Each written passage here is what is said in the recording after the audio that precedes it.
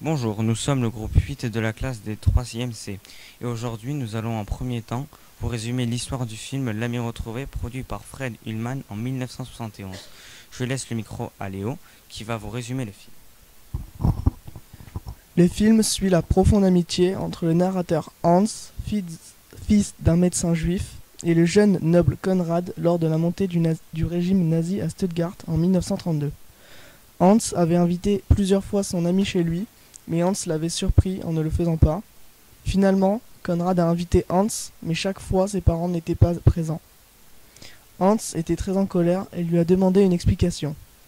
C'est alors que Konrad explique maladroitement à Hans que sa mère déteste les juifs, et avec l'arrivée au pouvoir d'Hitler, il y avait un vide autour de Hans, et même Konrad l'avait abandonné.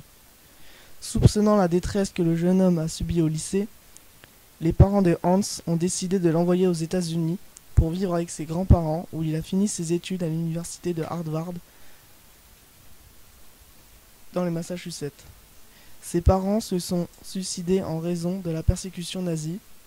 Plusieurs années plus tard, Hans, exerçant en tant qu'avocat, a reçu une demande de don de son ancien lycée, Karl Alexander Gymnasium, pour dédier un mémorial aux étudiants morts pendant la guerre. Il était accompagné d'un livret contenant une liste alphabétique de noms dans lesquels Hans reconnaissait les anciens élèves de sa classe.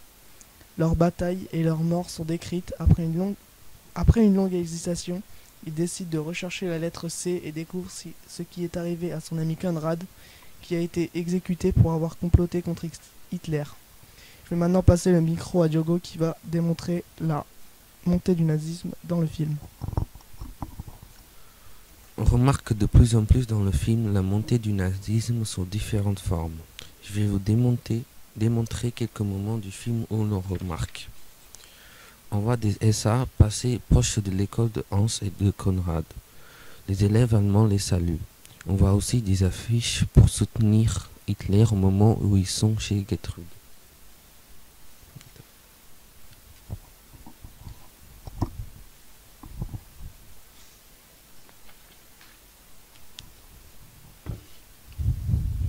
Les parents de Konrad sont également antisémites. On peut voir à un moment du film un portrait de Hitler dans la chambre des parents de Konrad.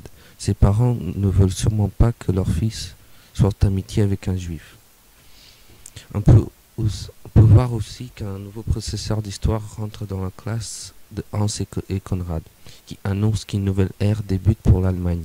On voit aussi à plusieurs reprises le salut nazi, par exemple, la fille qui fait le salut nazi dans la rue à Hans. Le soldat SS et SA devant la maison brûlée des voisins à Hans, ou bien les élèves de l'école de Hans et de Konrad devant le drapeau allemand. On voit Hans ne pas le faire. Je vais maintenant laisser le micro à Maxime qui va conclure sur le lien entre le film et le groupe contre l'individu. Au début du film, les élèves de ce lycée vivent en bons termes et ne se préoccupent pas de leurs différences. Ce sont tous de jeunes Allemands ayant envie de savoir et adhérer aux mêmes valeurs nationales et morales. Peu à peu, l'idéologie antisémite transforme les esprits et divise la classe en deux, en désignant l'étranger, le juif, comme étant le responsable de tous les problèmes du pays. Ainsi désigné, Hans devient l'individu contre le groupe qui est la société ou bien le parti nazi. En conclusion, on devine que les juifs restés en Allemagne se sont fait déporter et éliminer dans les camps d'extermination durant la Seconde Guerre mondiale.